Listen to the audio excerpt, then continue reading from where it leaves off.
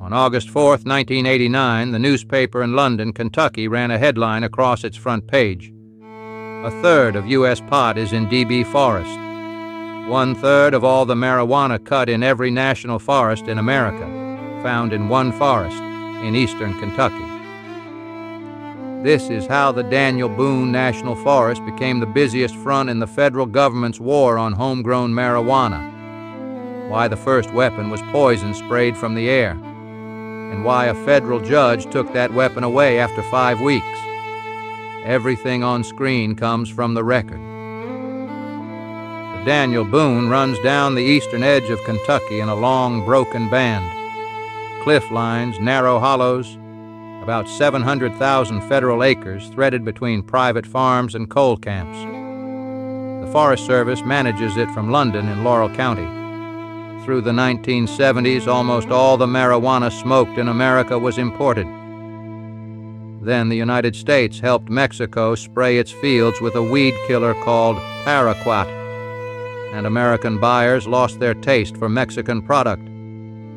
Customs tightened the coast around Florida. A congressional committee later wrote down what happened next. The trade came home. The numbers moved fast. In 1982, law enforcement destroyed about 2.6 million domestic plants. In 1983, according to the Drug Enforcement Administration, 3.8 million. Marijuana was being seized in all 50 states. And a dollar figure started making the rounds. $600 million a year for Kentucky's crop, tied for third in the nation. At a congressional hearing, a witness read it out of a Washington Post article. Trace the number to its source and you find a publication from Norm-L, the marijuana lobby. The government's own audit reprinted it with a footnote. Kentucky's own state agency told federal auditors something else about the crop. 80% of it left the state. This was not local vice. It was an export economy. Growers moved onto federal ground for a plain reason. A plot on your own land can cost you the land. A plot in a national forest sits on nobody's deed. By the fall of 1982, marijuana had been found in every one of the 155 national forests in 43 states. The law was already clearing the way, and the case that cleared it came from Kentucky. In July 1980, 2 state narcotics agents got a tip about the farm of a retired farmer named Ray Oliver. They drove past his house to a locked gate with a no trespassing sign and walked around it. Somebody standing by a camper shouted at them, "No hunting is allowed, come back up here." The agents kept going. Over a mile from the house, they found a field of marijuana. The Supreme Court decided the case in April 1984 and ruled for the agents. Open fields, the court held, are not private. The signs and the fence made no difference. And both sides conceded one more thing on the record, that police may lawfully survey lands from the air. The helicopters had their permission. But in August 1983, the Drug Enforcement Administration was not thinking about helicopters and machetes. It decided to treat the national forests the way Mexico had treated its fields. Same chemical, paraquat. It began in Georgia on August 12th, in the Chattahoochee National Forest. The administration filmed the spraying to show Colombia that America was willing to use the herbicide at home. Within days, the Daniel Boone was sprayed too. In the Kentucky forest, a DA spokesman said, "Agents staked out the sprayed plots for 3 days to keep people away. That reassured no one. Ministers, farmers, and county officials organized against the program. In Georgia, 400 people packed a church for a protest meeting 2 days after the planes flew. Opponents in Kentucky went to federal court to stop the spraying and lost. The program rolled on. Then, on September 1st, the Sierra Club and NORML filed suit in Washington. The argument was procedural and it was lethal. The government had sprayed first and studied never. no environmental impact statement. Nora Mell's lawyer told the court the government had proceeded, quote, like a thief in the night.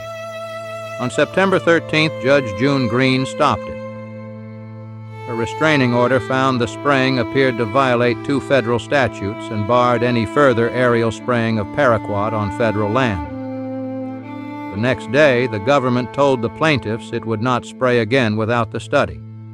On November 8, 1983, a consent judgment made it permanent.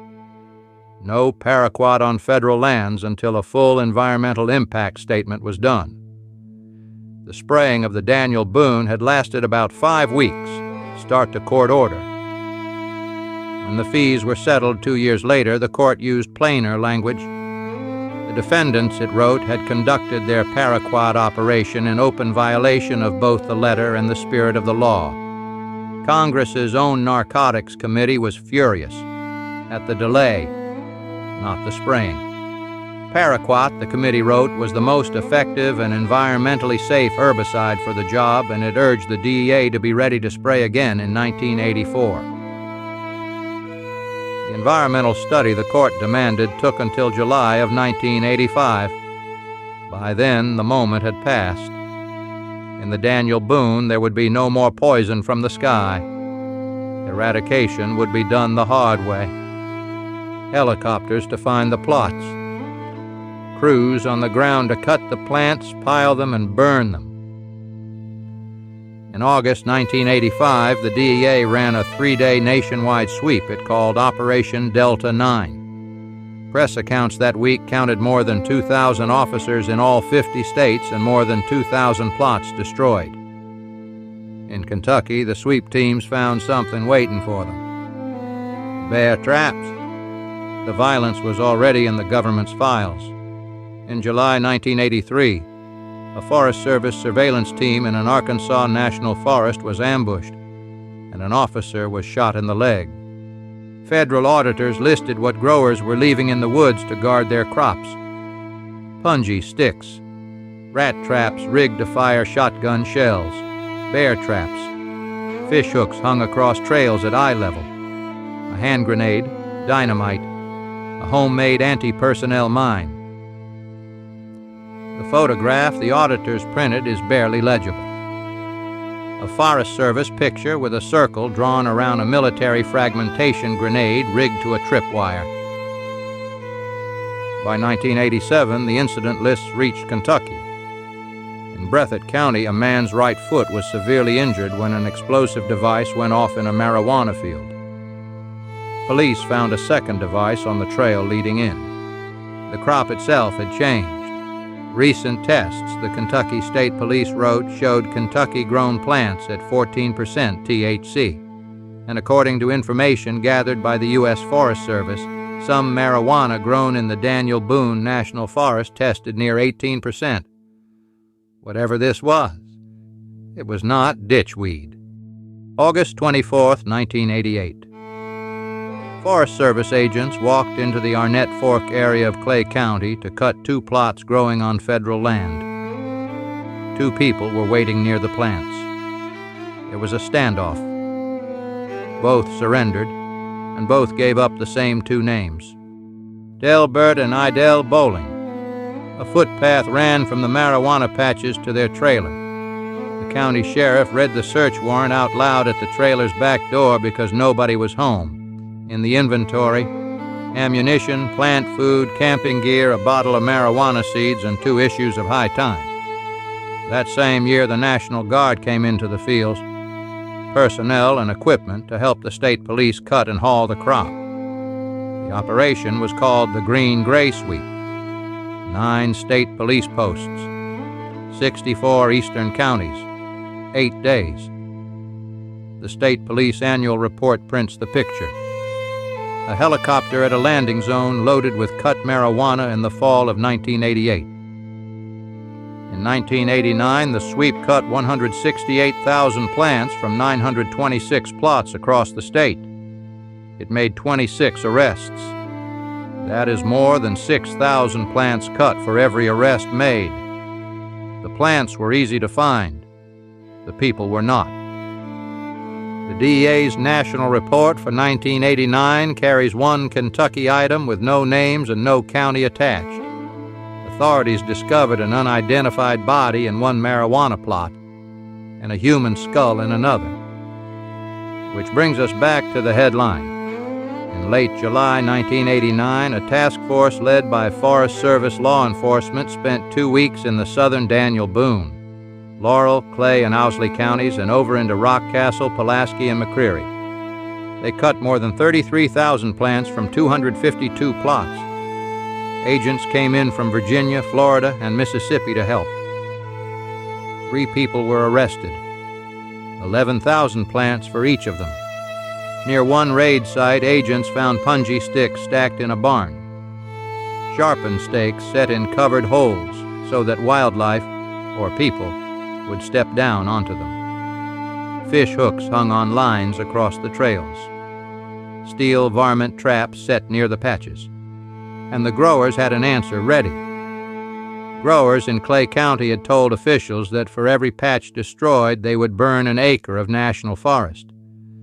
Several fires the year before had been ruled deliberately set. The forest law enforcement ranger, Bill Dixon, gave the local paper his plan. We're going to cut and eradicate as much marijuana as we can. We're going to arrest as many marijuana growers as we can. And when it gets to be fire season, we're going to arrest anybody caught setting fires. 2 weeks before that story ran across the state line in Tennessee, a task force helicopter was lifting cut plants out of a mountain patch when the agents on the ground heard a gunshot. No one was shooting at them. A 12-gauge shotgun rigged to a camouflage tripwire stretched across the trail had just fired on its own. In April 1991, a federal grand jury indicted an entire family in Knott County: husband, wife, son, daughter-in-law. Thousands of plants protected by booby traps. The 2 men were convicted on every count. The daughter-in-law was acquitted. Then the government took the land itself, 51 acres, $29,100 in cash found in a bag in a car trunk. The father testified the money was the settlement of his black lung claim from his years in the mines. Not every case held. In Perry County, a partially disabled man was convicted because 80 plants grew 3 feet behind his trailer on land that belonged to a neighbor's cousin. The appeals court threw the conviction out. There was no evidence against him, it said, beyond where he lived. In July 1990, the governor of Kentucky created a marijuana strike force by executive order. State police, the National Guard, the Forest Service, the DEA, more than 15 agencies. By its own report, in 1992, it cut nearly 923,000 plants found in every one of Kentucky's 120 counties and logged more than 5,000 helicopter hours doing it. The DEA's state rankings for 1993 put Kentucky 3rd in the nation. The war had not been won. It had become a budget line. In 1998, Washington drew a new map, the Appalachia High-Intensity Drug Trafficking Area. 67 counties in Kentucky, Tennessee, and West Virginia. A federal designation created, in its own words, to combat large-scale cannabis cultivation. The Forest Service published its official history of the Daniel Boone in 1975, 200 years from Boone's Road to 1970. The story that began in its hollows just a few years after that has never gotten a book.